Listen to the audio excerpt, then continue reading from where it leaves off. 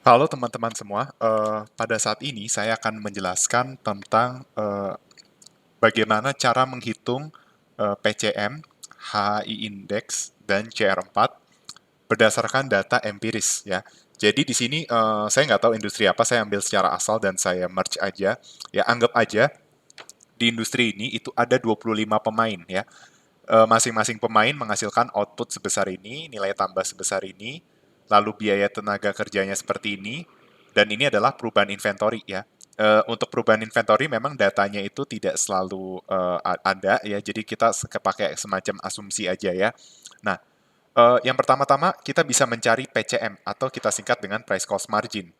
Secara teoritis, price cost margin itu bisa kita cari dengan cara P dikurang MC dibagi P ya, seperti itu. Oke, seperti ini. Nah, tetapi di sini informasinya tidak seperti itu. Informasinya adalah kalian tahu output, nilai tambah, biaya tenaga kerja, dan perubahan inventory. Lalu bagaimana mencari PCM-nya? Nah, eh, ternyata ada penelitian yang sudah mencoba untuk menghitung PCM dengan rumus lain ya. Dan ini adalah rumus yang saya ambil dari penelitian tersebut, di mana rumusnya itu adalah value added dikurang cost of labor ditambah delta inventory dibagi sales plus delta inventory.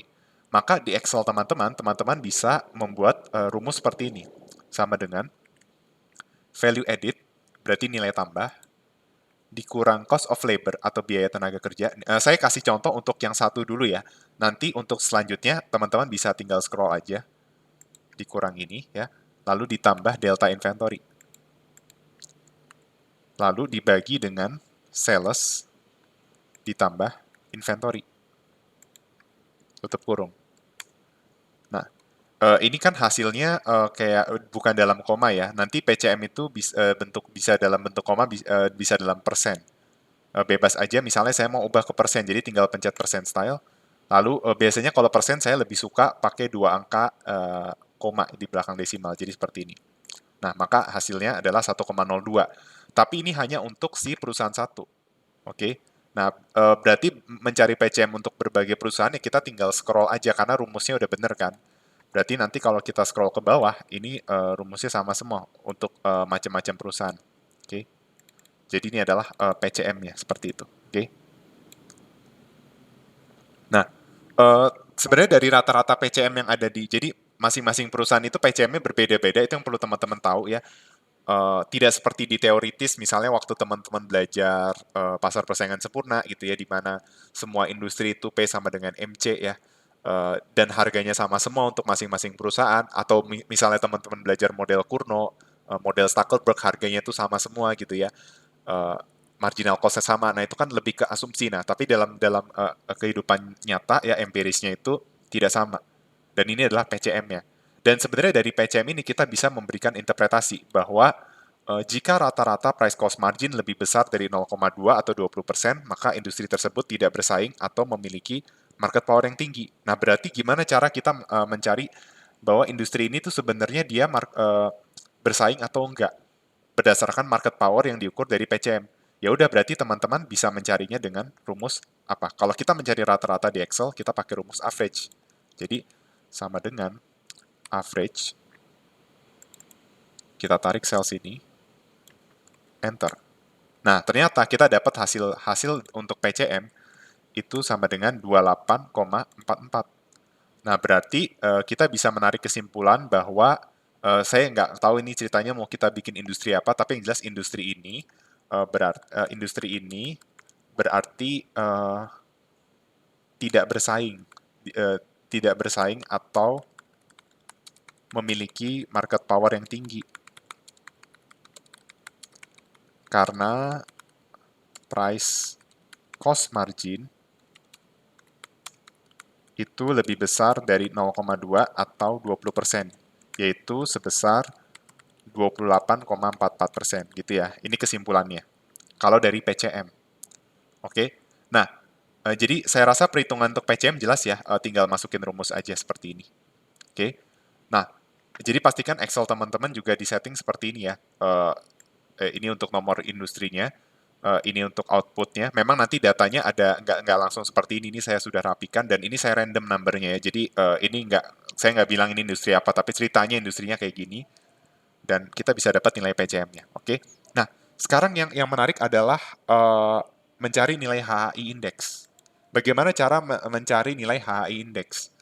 Teman-teman udah tahu bahwa rumus HHI index itu diperoleh dengan cara melakukan penjumlahan atau sigma dari market share itu dikuadratin ya. Seperti itu. Nah, yang menjadi pertanyaan, kita nggak ada informasi market share. Nah, teman-teman jangan bingung, market share-nya kan nggak dikasih tahu. Memang nggak dikasih tahu, ini kan data mentah, ya, yang kalian kerjakan di soal-soal ujian atau latihan, ya memang datanya sudah ada semua gitu, udah diolah. Nah, kalau data mentah seperti ini, gimana mencari market share? Gampang. Logika dari market share tuh saya ilustrasikan gini nih gampangnya. Jadi misalnya ada 3 perusahaan, total output di market itu ada 70. Misalnya perusahaan satu itu menguasai 20 output ya, lalu perusahaan kedua itu menguasai taruhlah 40 output, dan perusahaan ketiga itu menguasai 10 output. Nah, ini kan untuk Q1, Q2, dan Q3 gitu ya. Nah, ini adalah Q besar ya. Nah, berarti eh, berarti bagaimana kita bisa nggak nyari market share kalau kita punya data seperti ini? Bisa. Sebenarnya inti dari market share itu apa sih? Nah, ini teman-teman harus tahu maksud definisinya, jangan cuma dihafal rumusnya ya. Market share itu kan mau bicara tentang masing-masing perusahaan itu menguasai berapa persen pangsa pasar. Nah, persen pangsa pasar itu dilihat dari output yang masing-masing perusahaan hasilkan dibagi dengan output di pasar gitu. Jadi kalau kita mau lihat perusahaan satu itu menguasai berapa banyak, ya berarti 20 dibagi 70 gitu. Oke. Nah, berarti kita bisa tarik kesimpulan, oh perusahaan satu menguasai 28,57%. Dan ini kalau di total pasti 100%. Seperti itu. Nah, berarti bisa nggak kita lakukan untuk data di atas? Bisa. Caranya bagaimana? Lihat aja, ini kan ada output itu kan yang dihasilkan sama dia ya, atau berdasarkan salesnya ini, berdasarkan penjualan. Ya udah, ini kan ceritanya satu industri yang sama. Berarti ini kan firm output ya, output untuk masing-masing perusahaan kan. Berarti untuk mencari output di pasar ya kita tinggal menjumlahkan saja ini. Rumusnya apa kalau di Excel menjumlahkan? Sum atau summarize.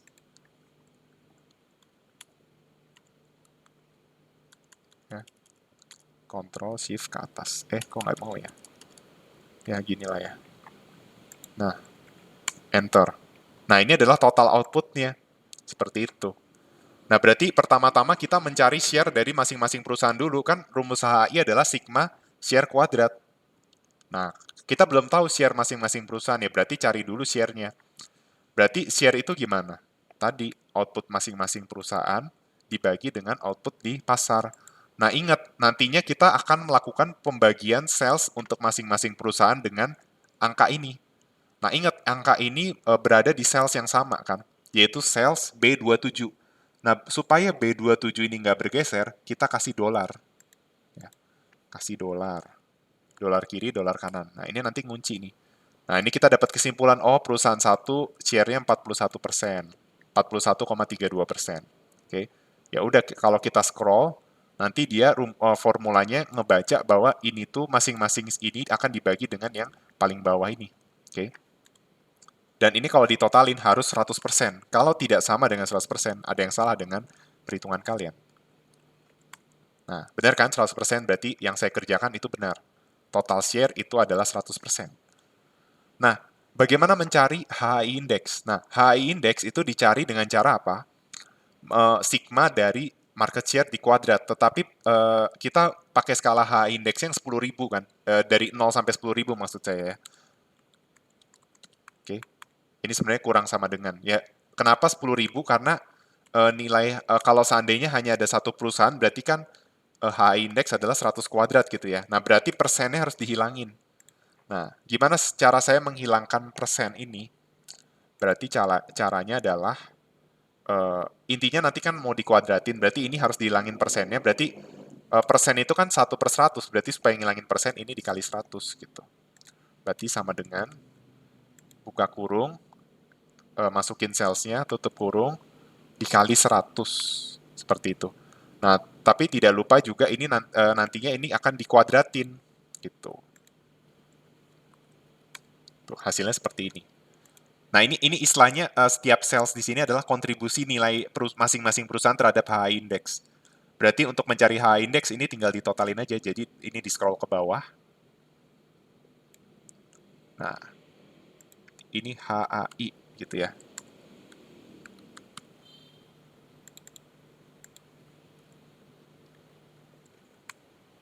Nah, ini kesimpulannya nilai HAI indeksnya adalah 2120.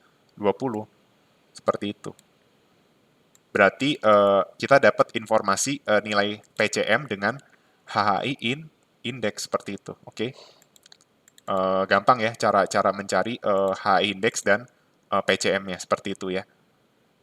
Tidak susah sama sekali ya.